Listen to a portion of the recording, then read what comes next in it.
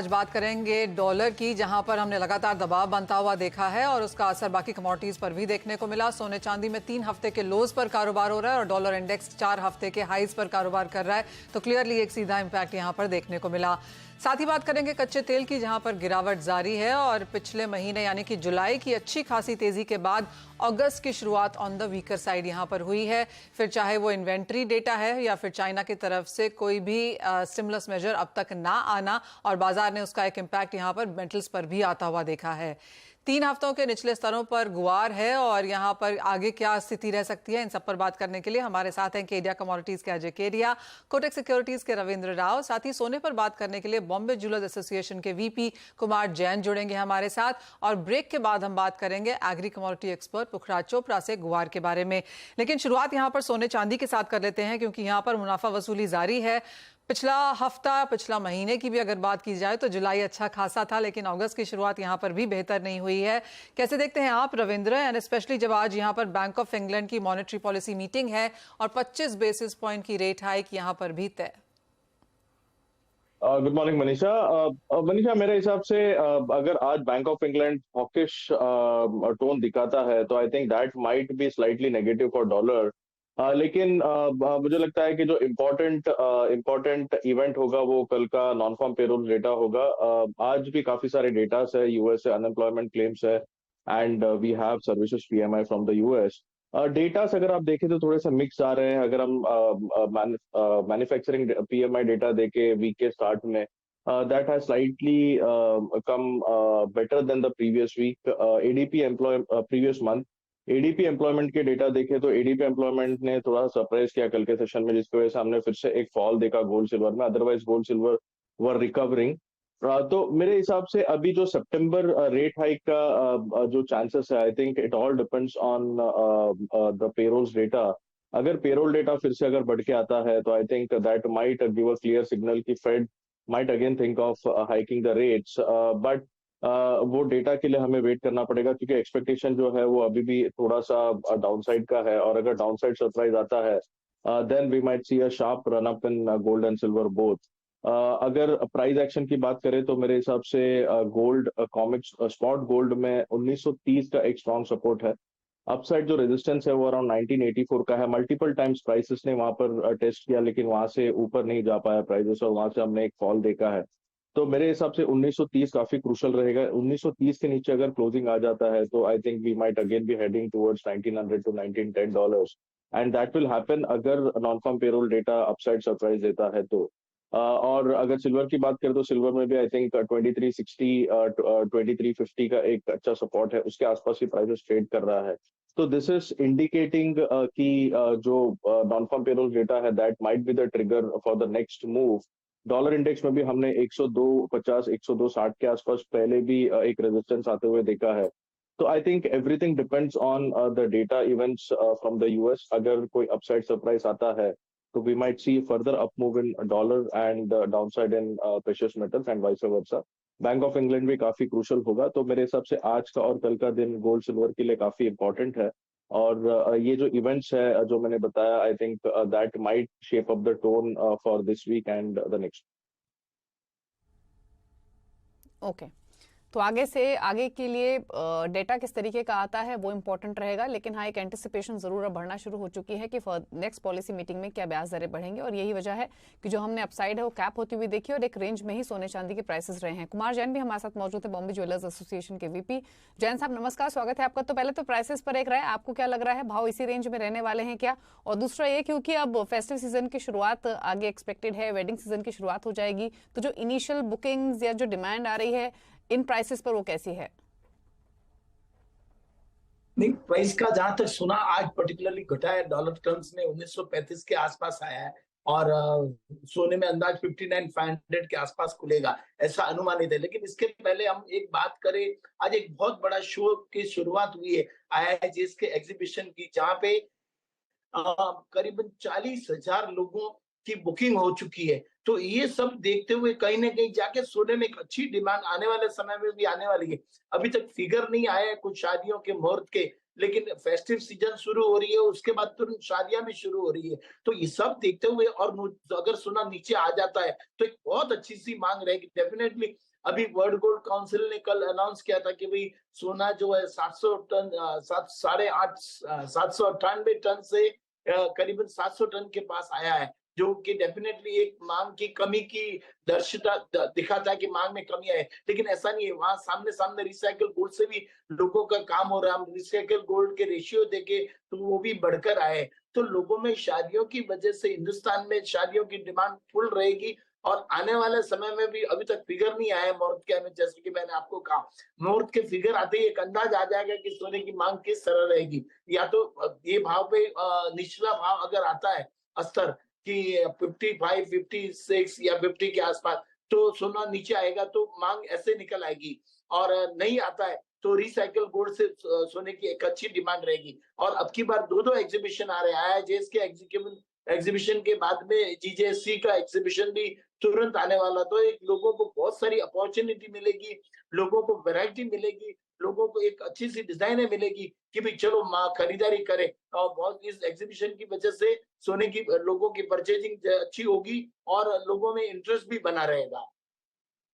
Absolutely, वो बात तो है ही कि IIJS और JJC की यहाँ पर आने वाला एक हफ्ता 10 दिन यहाँ पर काफ़ी इंपॉर्टेंट रह सकता है। काफ़ी सारे फेस्टिवल्स हैं और उसके बाद रीजनल फेस्टिवल्स भी हैं। चाहे हम बॉम्बे की बात करें जहाँ पे B2C चल रहा है, बैंगलोर में भी यहाँ पर फेस्टिवल शुरू होने वाला है। तो इंडिया के काफ़ी कोनों में हम देखेंगे कि शुरुआत यहाँ पर हो जाएगी वेडिंग और फेस्टिवल सीजन से पहले। Kumar Jain ji, as of now like किस तरह की खरीदारी है? क्योंकि जिस तरह से वर्ल्ड गोल्ड काउंसिल की रिपोर्ट भी है, पिछला क्वार्टर कोई बहुत खास अच्छा नहीं गया और उनका ये मानना है कि हम वॉल्यूम टर्म्स में गिरावट देखेंगे, वैल्यू टर्म्स में चाहे बढ़त आए क्योंकि भाव पिछले साल के मुकाबले यहां पर ज्यादा हैं।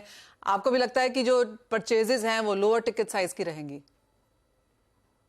भाव का जहां तक सवाल है, हर कीमत में भी आज मैं जहां बैठा हूं शोरूम पे 1925 से शोरूम है मेरे पिताजी के हाथ का, जहां 18 रुपए 75 पैसा तोला सोना था और वो सोना आज बढ़ के 60,000 10 ग्राम पे आया हुआ। तो लोगों की खरीदारी इसी तरह से रहती है। लोग घर में जब ओकेजन आता है तो भाव वगैरह नहीं देखते हैं कि भी क्या बजट में आता है, या तो सोने की क्वांटिटी कम कर देते हैं और अपना पैसा जो उनके पास में रहता है उससे खरीदारी करते हैं। और अब तो सब डिजिटल पेमेंट चल रहा है, तो इससे आदमियों की नई जो जनरेशन आ रही है वो डिजिटल पेमेंट में ही मानती है, कैश कैरी करने में समझती नहीं है। तो आप उनको 25,000 का सोना दो या 50,000 का सोना दे दो, वो देखते हैं कि अपने बैंक में कितनी बैलेंस है और कार्ड से पेमेंट होता है तो ऑलरेडी पेमेंट होते अपना काम कर लेते हैं। तो इस तरह से मैं जहां तक समझता हूँ, फर्स्ट तो एक तो पेमेंट ऐसे हो रहा है तो इससे खरीदारी होती रहेगी। और दूसरा जो है रिसाइकल गोल्ड, जो पुराने हमारे लोग हैं वो समझते हैं कि नहीं भी सोने की भाव इतने स्तर पे आया हुआ है, चलो घर में जो पड़ा सोना है उसको यूज करें, तो वो कन्वर्सन से भी खरीदी हो रही है। चलिए, शुक्रिया जैन साहब आपका आने के लिए शो में, बताने के लिए किस तरीके की डिमांड ट्रेंड्स फिलहाल इन लेवल्स पर गोल्ड में बनते हुए दिखाई दे रहे हैं। लेकिन क्विकली जैसे एक सिल्वर पे भी राय ले लेते हैं, जहां पर हमने प्रॉफिट टेकिंग थोड़ी सी बढ़ते हुए देखी। 72,000 के आसपास घरेलू बाजार में प्राइसेस आ चुके हैं। अजय, क्या व्यू है आपका सिल्वर पर? वेरी गुड मॉर्निंग दीपाली जी। डेफिनेटली अगर देखा जाए तो पिछले 2 सेशन के अंदर चांदी में हमने एक जबरदस्त गिरावट देखी है। पहले हमने देखा था कि प्राइसेस में जून महीने के अंदर 67,500 से मार्केटिंग अच्छा खासा उछाल दिखा है, बट पिछले 2-3 दिनों में जो एक्सपेक्टेशन बनी हुई थी बेस मेटल में, चाइना स्टिमुलस लेकर आएगा, बट ऐसा कुछ हुआ नहीं। तो जो डेटा पॉइंट थे उसकी वजह से बेस मेटल में जो करेक्शन आया उसी के लिहाज हमने चांदी में भी एक करेक्शन आते हुए देख पा रहे हैं। इंटरनेशनल में भी इस वक्त प्राइसेस 2360 के करीब ट्रेड करा। गोल्ड सिल्वर रेशियो में जो जंप आया वो कहीं ना कहीं सजेस्ट करता भी है कि टाइमिंग थोड़ी गिरावट बढ़ सकती है, बट टेम्पररी गिरावट रहेगी, जहां पे हमें लगता है कि चांदी के अंदर 71,500-600 तक का लेवल डोमेस्टिक मार्केट पे, जबकि इंटरनेशनल में 23,40 के आसपास का एक बेस बनाता हुआ दिखाई देगा। लॉन्ग टर्म अभी भी स्ट्रॉन्ग है, बट शॉर्ट टर्म में जब तक चाइना से कुछ मैन्युफैक्चरिंग एक्टिविटी सुधरती नहीं है या बेस मेटल सुधरता नहीं, चांदी में थोड़ा टेम्पररी दबाव है, बट लेने के लॉन्ग टर्म के लिए 71,500 72 इज गुड टू बाय। $25 वाली चांदी फिलहाल 23.5 पे कारोबार कर रही है और बड़ी अच्छी खासी मुनाफा वसूली चांदी में आपकी स्क्रीन पे भारतीय बाजारों में भी आती हुई। लेकिन मूव ऑन करते हैं और बात यहां पर कच्चे तेल की करते हैं। रविंद्र, इसे आप कैसे देखते हैं? पिछले हफ्ते की जो तेजी थी काफी हद तक मुनाफा वसूली में तब्दील होती हुई नजर आई है, यहाँ पर क्या रेंज रह सकती है आने वाले समय में? मनीषा, मेरे हिसाब से क्रूड में 8250 का एक टारगेट जोन था, थोड़ा सा एक्सटेंडेड था 8350 तक WTI में, क्योंकि एक ट्रेंड लाइन ब्रेक था अबाउट 7750 का। और अगर फंडामेंटल्स देखे तो फंडामेंटल में भी रशिया के साइड से एक्सपोर्ट्स नीचे आ रहे थे। अगर क्रूड ओपेक की प्रोडक्शन देखें तो वो भी that has also come down. बातें चल रही है कि सऊदी माइट एक्सटेंडेड टिल सितंबर, जो 1 मिलियन बैरल का कट है। तो मेरे हिसाब से ये सारे जो चीजें थी ये पॉजिटिव थी, प्लस जो बैकग्राउंड में न्यूज था कि चाइना से कुछ स्टिमुलस निकल के आएगा, that was supporting crude prices. लेकिन अभी ऐसे हुआ है कि इवन प्राइस एक्शन पे एक रेजिस्टेंस दिख रहा है, 8250 से 8350 का एक रेजिस्टेंस जोन है। और चाइना से कोई स्टिमुलस का कोई मेजर कुछ न्यूज नहीं आ रहा है, तो उसके वजह से एक प्रॉफिट टेकिंग हमने देखी है। प्लस जो dollar strength has pressurized crude prices. तो मेरे हिसाब से ये एक प्रॉफिट टेकिंग डाउन मूव है, करेक्टिव डाउन मूव है। पॉसिबिलिटी है कि ये डाउन मूव एक्सटेंड हो सकता है $78.50 तक WTI में। लेकिन वहां से हम फिर से एक बार इसमें अप मूव देख सकते हैं, और मेरे हिसाब से आगे का जो रेंज रहेगा वो $78.50 से लेके $82.50 से $83 का रहेगा। 78.50 के नीचे अगर ये क्लोजिंग आ जाता है या फिर सस्टेन करता है, तो नेक्स्ट डाउन साइड जो मैं देख रहा हूँ अराउंड 76.50 का है। बट तब तक के लिए I think it might trade in a range. 78.50 would be $78.50 would be a good level to go long.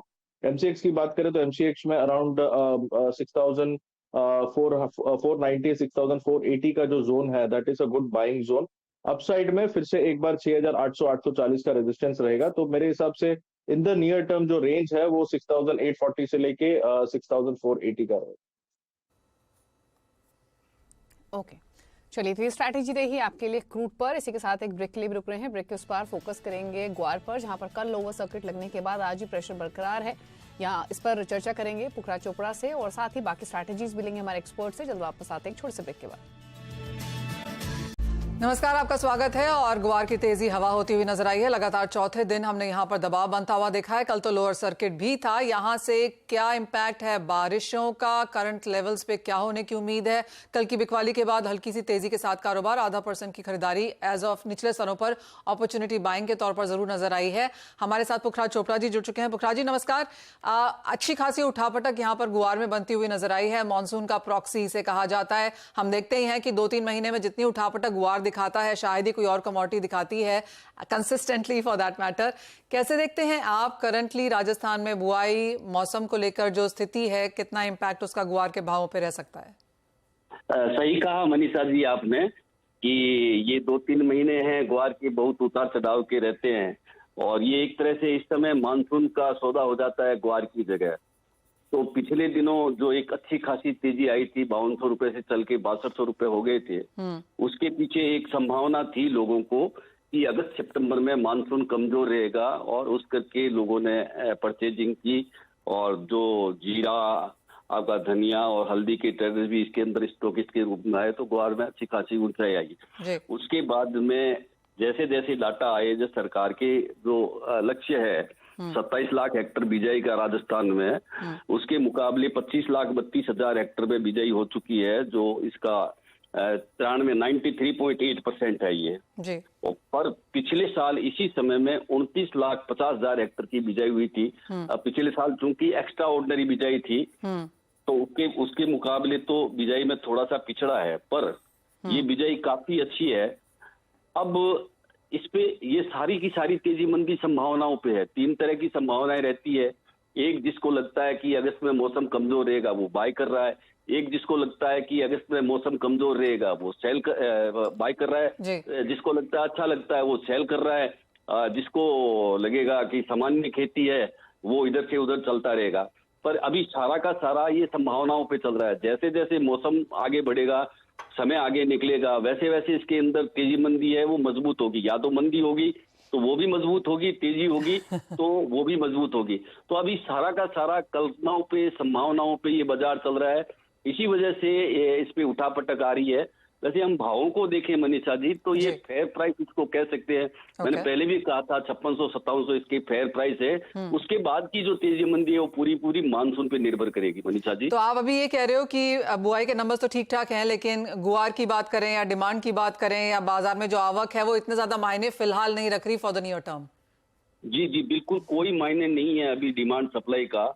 यदि हम डिमांड को देखें तो पिछले 2 महीने से डिमांड कमजोर रही, पर उसके बावजूद भी बाजार 1000 रुपए नीचे से बढ़ा। मतलब डिमांड कमजोर रहने के बावजूद भी बाजार का बढ़ना ये संकेत दे रहा था कि इसमें डिमांड सप्लाई का कोई मतलब नहीं है, सारा का सारा मतलब है मानसून से है। तो खेती जो 3 चरण होते हैं तेजी मंदी के या किसी फसल को देखने के, पहला चरण बिजाई का होता है, वो एकदम ठीक है, इसको हम संतोषजनक कह सकते हैं। अब दूसरा चरण होगा कि जब ये फसल 15 या 20 दिन बाद में इसको बरसात चाहिएगी, और फिर तीसरा चरण होगा जब फसल पकाऊ पे आएगी। तो इन 3 चरणों में से एक चरण अच्छा गया है, दूसरे चरण को अभी देखना है और तीसरे चरण को भी अभी देखना है। उससे पहले ग्वार की तेजी मंदी के बारे में बताना या हवा में ये बात छोड़ना कि बिजाई कम है बिजाई ज्यादा है, ऐसा नहीं है। सामान्य बिजाई कह सकते हैं, अच्छी बिजाई कह सकते हैं इसको। तो तेजी मंदी निकालने के लिए अब इसकी डिमांड की जगह इसकी खेती किस तरह की होगी, कैसे होगी, उसे देखना चाहिए।